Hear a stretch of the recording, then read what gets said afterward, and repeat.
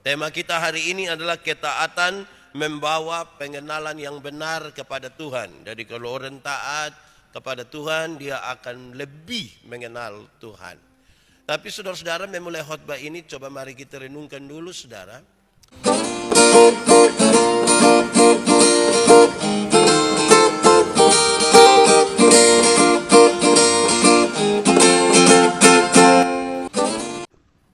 Injil Lukas pasal 2 ayat 21 sampai ayat yang ke-40, firman Tuhan berkata demikian. Yesus disunat dan diserahkan kepada Tuhan, Simeon dan Hana. Dan ketika genap 8 hari dan ia harus disunatkan, ia diberi nama Yesus, yaitu nama yang disebut oleh malaikat sebelum ia dikandung ibunya. Dan ketika genap waktu pentahiran, menurut hukum Taurat Musa, mereka membawa dia ke Yerusalem untuk menyerahkannya kepada Tuhan.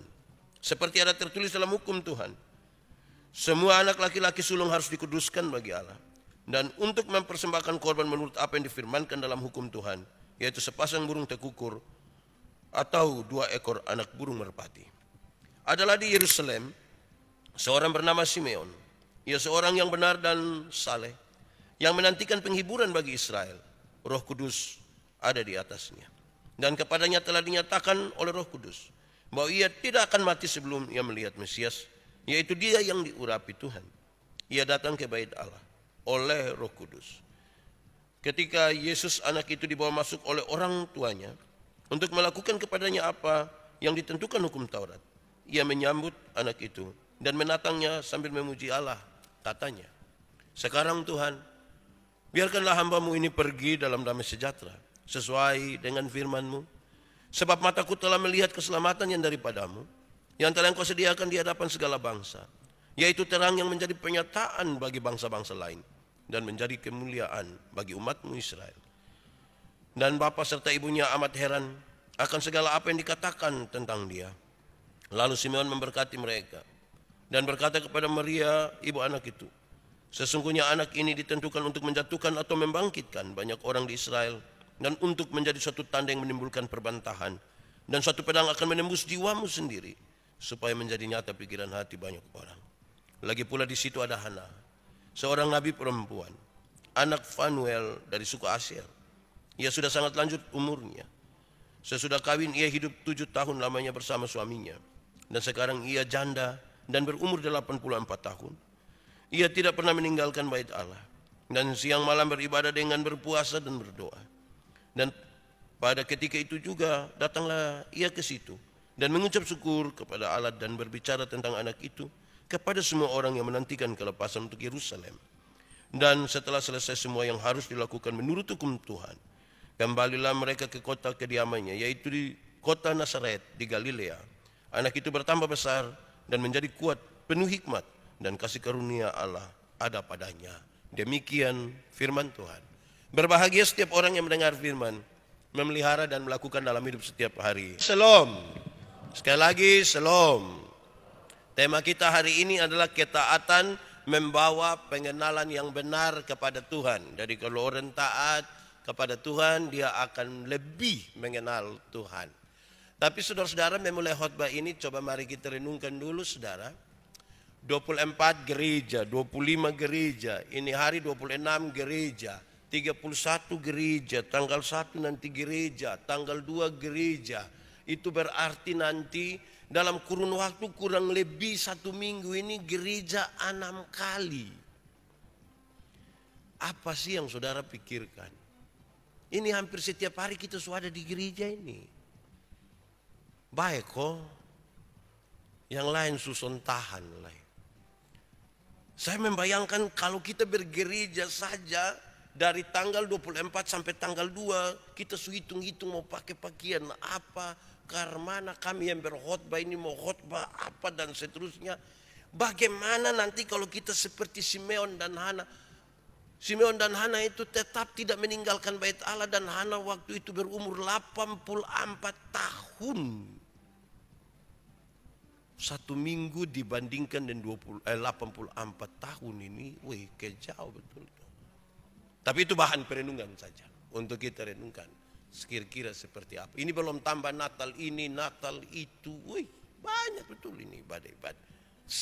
Kita bisa ada di situ atau tidak. Saudara-saudara, karena kita berbicara tentang ketaatan, saudara, maka saya memulai dari arti kata ketaatan. Kamus Besar Bahasa Indonesia memberi arti yang menarik. Taat itu berarti satu, senantiasa tunduk. Senantiasa tunduk atau patuh kepada Tuhan, kepada pemerintah, dan sebagainya. Jadi senantiasa, bukan sedikit-sedikit, bukan setengah-setengah, bukan beberapa kali, tapi senantiasa tunduk. Yang kedua, taat itu berarti tidak berlaku curang. Tidak berlaku curang. Setia untuk taat. Dia tidak berlaku curang disandingkan dengan setia. Itu orang taat. Kita bisa renungkan dari pengertian ini. Yang ketiga, saudara-saudara, menurut kamus, taat itu berarti saleh. Saleh. Dan kuat beribadah. Saleh dan kuat beribadah. Saya secara pribadi ini ketika baca ini arti senantiasa tunduk atau patuh, tidak berlaku curang dan setia, saleh dan beribadah. Wih, saya rasa saya ini kurang taat ini. Kurang taat itu keterlalu tidak taat ini saya. Coba kita renung, ini baru pengertian tentang ketaatan. Padahal kalau ikut tema kita, taat dulu baru paham tentang Tuhan. Memahami benar Tuhan yang kita sembah. Saudara-saudara, lantas kita membaca pembacaan ini. Injil Lukas pasal 2 ayat 21 sampai 40 bercerita tentang 4 orang yang menunjukkan ketaatan mereka. 4 orang. Orang pertama itu adalah orang pertama dan kedua. Itu Yusuf dan Maria. Ini satu paket karena mereka berdua suami istri. Mereka pasangan suami istri yang taat. Semua yang menjadi tuntutan hukum Taurat, semua yang menjadi tuntutan hukum Taurat tentang anak-anak, dalam ayat 21 sampai ayat yang ke-24 dalam pembacaan tadi sudah dilakukan. Selesai sudah di situ. Digenapkan di ayat 21 sampai 24 oleh 2 orang, yaitu Yusuf dan Maria. Saudara-saudara, Tuhan Yesus sementara dibawa, atau Tuhan Yesus sementara dalam kisah tadi, Tuhan Yesus sementara ada dalam 3 upacara yang harus dijalani oleh setiap anak laki-laki orang Yahudi. Artinya pembacaan tadi memberi kisah tentang 3 upacara kuno yang mesti dilakukan oleh setiap anak-anak laki-laki orang Yahudi. Yang pertama, saudara, yaitu sunat. Sunat itu dilakukan pada hari yang ke-8. Ini tidak di Bait Allah, ini di tempat mereka. Dilakukan pada hari yang ke-8. Upacara itu begitu penting. Sunat itu menjadi sesuatu yang sangat penting bagi bangsa itu. Sehingga sunat boleh dilakukan pada hari Sabat. Yang lain tidak boleh, tapi kalau sunat boleh. Tidak apa-apa. Lakukan pada hari Sabat. Pada waktu sunat itulah semua anak laki-laki akan diberi nama. Jadi hari pertama sampai hari ke-8 itu dia tidak ada nama. Paling-paling dia pun om dong, dia pun tante dong, hanya bilang adek, kakak, cece, begitu. Nama tidak ada. Nanti hari ke-8 ini, baru dia pun nama ada. Yesus seperti apa yang disampaikan oleh para malaikat. Oleh malaikat sebelum ibunya mengandung. Itu upacara yang pertama. Pembacaan tadi menceritakan yang kedua adalah upacara penebusan anak sulung. Catatannya saudara-saudara dalam Keluaran 13 ayat 2 bahwa semua anak sulung baik manusia maupun anak sulung binatang mesti dikuduskan bagi Tuhan. Ini anak yang pertama. Ini harus dikuduskan bagi Tuhan. Ini Tuhan punya sudah. Tidak boleh kita ambil. Ini Tuhan pembagian ada di sini. Ini upacara kedua. Upacara yang ketiga, saudara, adalah penyucian sesudah kelahiran. Apa maksudnya, saudara? Apabila seorang perempuan melahirkan, jika anaknya laki-laki, maka dia disebut najis selama 40 hari. Sementara kalau anaknya perempuan, maka dia disebut najis atau cemar selama 80 hari. Wanita itu boleh melakukan, perempuan yang melahirkan tadi, boleh melakukan apa saja pekerjaannya, silakan, tidak apa-apa. Tetapi dia dilarang untuk masuk ke bait suci. Dia tidak boleh masuk ke bait suci dan tidak boleh mengambil bagian dalam upacara-upacara keagamaan. Upacara keagamaan, ibadah-ibadah, tidak boleh ambil bagian di situ. Pada akhir masa itu, maka ia harus membawa domba sebagai korban bakaran dan seekor merpati muda sebagai korban penghapus dosa di dalam bait suci. Domba dan merpati muda ini sebenarnya adalah korban yang mahal. Kalau pakai domba, merpati yang muda, ini termasuk korban yang mahal. Tidak semua orang bisa memenuhi tuntutan ini. Karena itu ditetapkan juga bahwa apabila ia tidak sanggup menyiapkan domba atau merpati, domba dan merpati satu pasang itu, kalau tidak sanggup, maka dia boleh membawa burung dara yang lain, seperti sepasang burung tekukur atau 2 ekor anak burung merpati. Secara teknis ini adalah disebut sebagai persembahan yang miskin, persembahan orang-orang yang miskin, yang tidak bisa memenuhi domba dan merpati. Itu berarti kesimpulannya jelas, saudara, bahwa Yusuf dan Maria adalah keluarga yang miskin, keluarga yang sederhana. Betul-betul memberi pesan yang kuat. Tuhan Yesus Juru Selamat itu benar-benar meninggalkan tahta surga, masuk sampai paling bawah, bahkan di dalam kemiskinan. Dan ini yang sangat luar biasa. Mestinya ini akan menjadi sebuah panggilan yang paling luar biasa bagi orang-orang percaya. Karena Tuhan yang begitu luar biasa mau meninggalkan tahta surgawinya bagi manusia, mengambil peran-peran manusia yang saya kira cukup berat kalau kita manusia yang jalani. Itu kelompok orang yang pertama, Yusuf dan Maria. Kedua adalah Simeon, saudara. Simeon adalah seorang yang taat. Ditunjukkan bahwa Simeon yang benar itu, kata benar itu berarti dia yang lurus hatinya. Lurus hatinya. Memang lebih baik kalau omong benar itu omong dari hati. Simeon yang benar itu lurus hatinya. Kenapa? Karena orang yang kelihatan adil, kelihatan baik, belum tentu hatinya itu lurus. Belum tentu hati lurus. Karena itu dia disebut sebagai yang benar, dan ini mengandung arti lurus hatinya.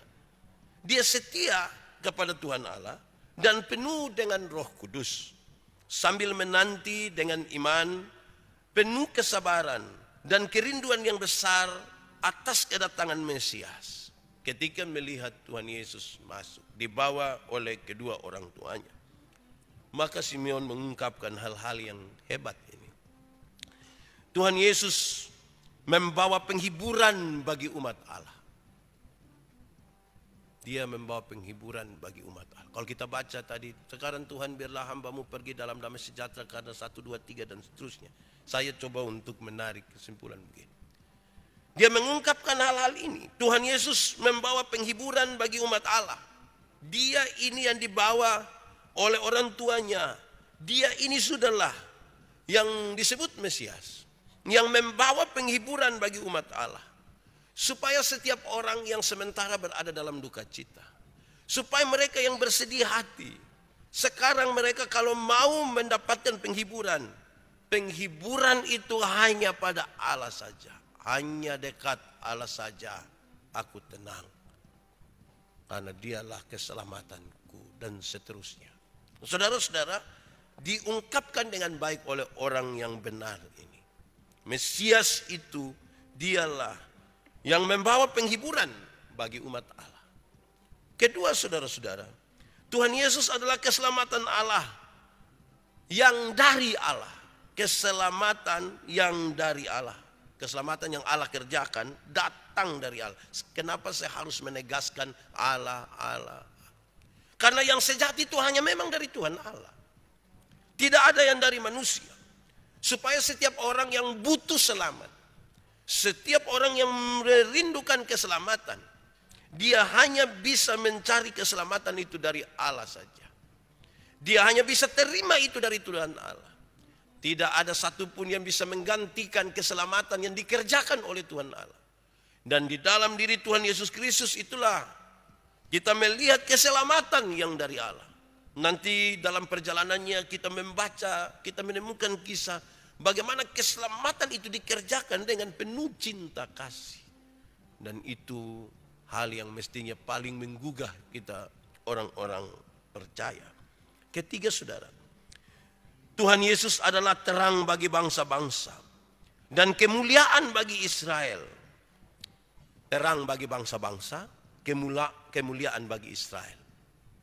Ada yang mengatakan begini, keselamatan datang dari Israel. Wah, ini berarti bangsa ini memang betul-betul bangsa yang memang Tuhan pilih. Tetapi dia tidak terbatas saja bagi Israel. Terang ini juga bagi bangsa-bangsa. Dengan maksud supaya setiap orang yang percaya kepadanya menyadari bahwa keselamatan itu jangan dikerdilkan. Jangan dibuat menjadi sempit. Seolah-olah Tuhan datang hanya untuk saya, hanya untuk saudara. Tetapi bagi seluruh bangsa di dunia. Ini tinggal bagaimana orang berespon atasnya. Sehingga tanggung jawab Kristiani kita adalah menyampaikan kabar keselamatan itu. Karena ini terang juga bagi bangsa-bangsa. Yang keempat, saudara, dia masuk pada hal-hal yang lebih rumit sedikit. Rumit yang dimaksud adalah, kok bisa ya jadi begitu? Tuhan Yesus akan menjadi penyebab banyak orang akan jatuh. Ini yang disampaikan oleh Simeon kepada ibu. Dia akan menjadi penyebab banyak orang akan jatuh. Loh, bagaimana Tuhan Yesus bisa melakukan itu? Akan menjadi penyebab orang jatuh. Sebenarnya penjelasannya sangat berkaitan bahwa manusia akan menghakimi dirinya sendiri sebagai reaksi dia terhadap Tuhan Yesus Kristus. Artinya begini, setiap orang yang menanggapi panggilan dari Tuhan Yesus, setiap orang yang beriman kepada Tuhan Yesus, misalkan kalau seseorang yang karena Tuhan Yesus diperhadapkan pada kasih atau pemberontakan, maka keputusan itu, keputusan menerima atau menolak, itu sebuah keputusan yang besar. Dia akan menghakimi dirinya sendiri. Dia sendiri akan mengatakan kepada dirinya, saya salah. Dia akan yang menjatuhkan dirinya sendiri. Oleh Tuhan Yesus itu, siapa yang menerima dia akan berkata kepada dirinya, saya salah. Yang tinggi hatinya, yang sombong orangnya akan menghakimi dirinya sendiri dengan reaksinya terhadap Tuhan Yesus ketika dia berjumpa dengan Tuhan Yesus. Dia tidak akan menunggu orang lain berkata engkau salah. Dia mengatakannya. Kelima, Tuhan Yesus akan menjadi penyebab banyak orang akan bangkit. Dia akan menjadi penyebab bukan saja supaya orang akan jatuh, tetapi orang akan bangkit juga. Dalam iman kepada Tuhan Yesus, mereka yang jatuh akan bangkit. Mereka yang sedih akan dihibur. Mereka yang hidup di dalam dosa akan diselamatkan. Mereka yang berdosa itu akan mengambil sikap pertobatan. Karena itu saudara-saudara, setiap orang yang berjumpa dengan Tuhan Yesus akan menjalani sebuah kehidupan baru. Sehingga saudara-saudara, kalau kita merayakan Natal kemarin, kita menyadari sesuatu dalam hidup kita yang tidak benar. Kita punya penerimaan terhadap Tuhan Yesus itu. Membuat kita mengambil sebuah keputusan untuk hidup baru. Hidup yang berkenan kepada Tuhan. Berikut saudara-saudara keenam. Tuhan Yesus akan menghadapi banyak perlawanan.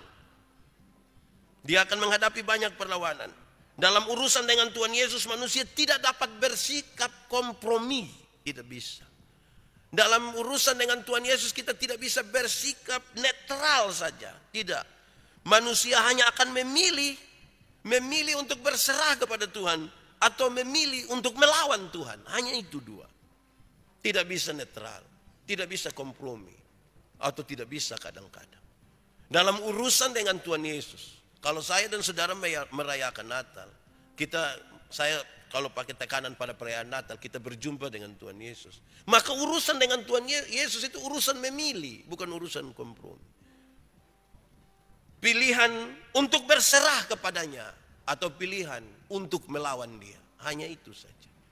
Dan saya kira ini diungkapkan secara baik oleh Simeon. Saudara-saudara, orang yang terakhir adalah Hana. Hana adalah seorang janda. berarti dia pernah menikah. Dia pernah kehilangan suami. Dia pernah mengalami kesedihan. Tapi dia tidak tinggal di dalam kesedihan. Baru 7 tahun menikah. Lantas kemudian dia menjanda. Sekarang umurnya 84 tahun. Hana seorang nabi perempuan yang taat. Dan di dalam ketaatannya saudara-saudara, Hana tidak pernah berhenti berharap. Orang-orang yang taat itu tidak akan pernah berhenti berharap. Bahkan sampai usia selanjut Hana, 84 tahun. Terus berharap. Tidak pada henti-hentinya dia berharap. Sampai usia sudah sangat lanjut usia. 84 tahun. Dalam harap-harapnya kepada Tuhan itu saudara, dia bukan duduk kok bermain-bermain sambil sudah bermain-bermain. Siapa tahu kalau nanti datang ya jadi. Dia berdoa dan berpuasa. Siang dan malam dia datang ke bait Allah. Dia tidak pernah meninggalkan doa dan puasa. Dia tidak berharap kosong. Dia tidak spekulatif. Dia sungguh-sungguh menyatakan harapan itu sampai usia lanjut. Dalam doa dan dalam puasa. Ini beberapa catatan tentang orang-orang dalam kisah tadi yang menunjukkan ketaatan. Yusuf Maria menunjukkan ketaatan mereka kepada hukum Taurat. Dan bagaimana mereka melaksanakan hal-hal yang menjadi tuntutan hukum Taurat. Simeon dalam penantian itu, dia kemudian berjumpa dengan Tuhan Yesus. Dia mengungkapkan 6 hal yang menarik itu. Dan Hana yang terus berharap sampai usia sangat tua. 84 tahun. Nah saudara-saudara, mari kita memberi jawab terhadap tema itu. Tema kita adalah ketaatan membawa pengenalan yang benar kepada Tuhan. Saya rindu untuk kita merenungkan ketaatan dalam kehidupan kita tiap-tiap hari. Pertama saudara-saudara, ketaatan itu bukti iman. Ketaatan itu bukti iman. Saya dan saudara kalau mengaku sebagai orang-orang beriman, kita mesti taat. Kita mesti taat betul-betul. Sebab kalau orang mengatakan dirinya beriman, tetapi dia tidak taat, dia melawan Allah. Karena tidak ada pilihan dalam urusan dengan Tuhan. Hanya menyerah, menyembah, berserah, atau melawan Tuhan. Karena itu sebagai orang beriman, mestinya orang-orang taat kepada Tuhan Allah. Taat ini mesti sesuatu yang bangkit dan muncul dari dalam hati.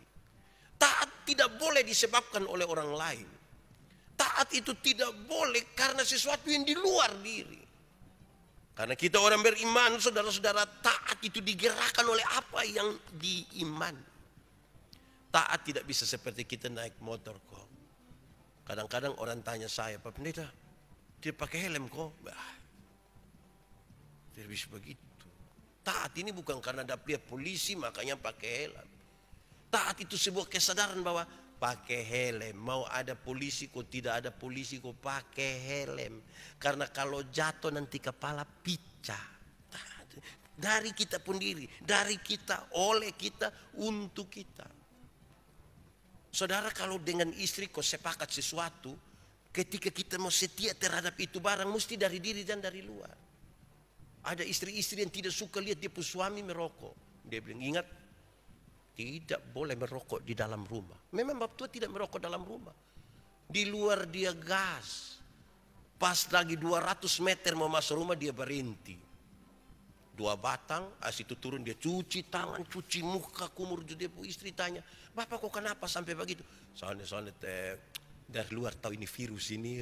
Lebih baik kasih berisi dulu. Ini taat karena mana? Itu bukan taat. Ketakutan. Jangan sampai ada orang lewat pakai pakaian sama kayak kita punya istri, mati sudah. Jadi taat dengan yang takut ini, ketakutan itu 2 hal yang berbeda.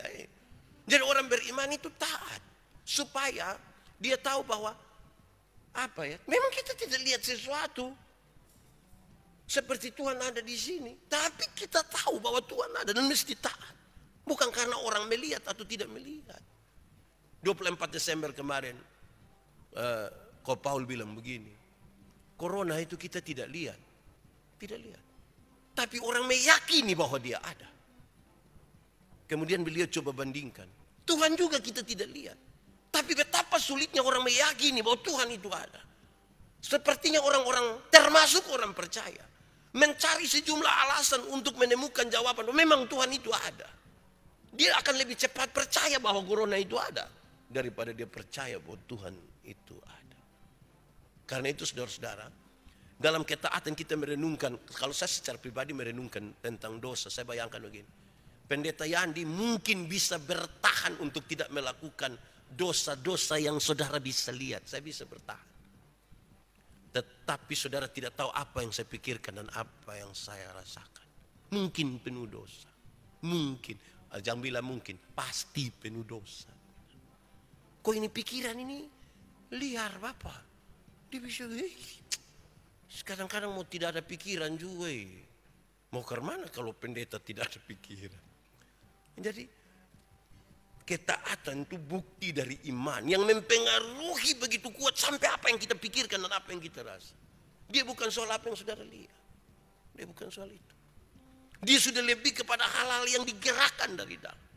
Itu ketaatan. Nanti di titik itulah kita makin mengenal siapa Tuhan yang kita sembah. Karena dia dari sini bukan dari luar. Semua yang dari luar itu tidak sejati saudara. Tidak sejati. Yang dari dalam. Kedua saudara-saudara, ketaatan itu diwujudkan dengan sikap hidup yang benar. Kenapa? Adil, saleh itu berarti dia mesti berhati-hati. Dia takut akan Tuhan. Maka benar dan saleh menunjukkan kepada satu kedalaman rohani yang dipraktikkan sedemikian hingga selama hidupnya ia senantiasa berlaku benar, berlaku hati-hati dan selalu takut akan Tuhan. Jadi saudara, ketaatan itu sesuatu yang tidak saja di sini, tetapi kemudian sudah bisa dilakukan. Dengan bertindak hati-hati, benar, adil, jujur, takut akan Tuhan. Itu ketaatan. Harus dipraktekkan itu ketaatan. Saudara, kita tidak bisa mengalah pada dua kalimat kunci kita. Kalimat kunci kita yang pertama itu adalah namanya juga kan manusia. Saya bicara dengan sejumlah orang yang ketika tidak tahu, dia bilang, Pak, malaikat berbicara begitu, kita ini manusia. Ada orang yang ketika dia mau mencoba kita bilang, engkau tidak jatuh turun dari surga, kita masih tinggal di dunia. Itu kalimat yang membuat kita tuh makin lemah untuk mau semangat melakukan. Atau yang kedua saudara-saudara, kadang-kadang kita ketika mau mewujudkan itu sikap taat, kita seringkali mendakwa diri kita sendiri. Atau mungkin mendakwa orang lain. Ketika ada orang satu dia mau bertobat, kita bilang, subatu nih kok, subatu. Kita lihat itu hari cerita bilang mau berhenti rokok. 2 minggu sa Bapak, 2 minggu sa teh. Ya saudara, ini hal-hal yang buat kita nih kemudian karena kita bilang betul lah, saya pernah coba 2 minggu tidak bisa, 1 bulan sudah. Mau ke mana Bapak? Hidup tuh mengalir, saya mungkin suatu saat. Nah kalau hidup mengalir. Sekarang ini mengalir itu kan bisa saja mengalir menuju lubang WC. Karena kalau kita tidak tempatkan diri kita dalam keputusan yang kuat sekali untuk itu. Ketiga saudara, ketaatan dalam kehidupan, harapan dan penantian itu pada hakikatnya tidak dapat dilepaskan dari hidup kudus.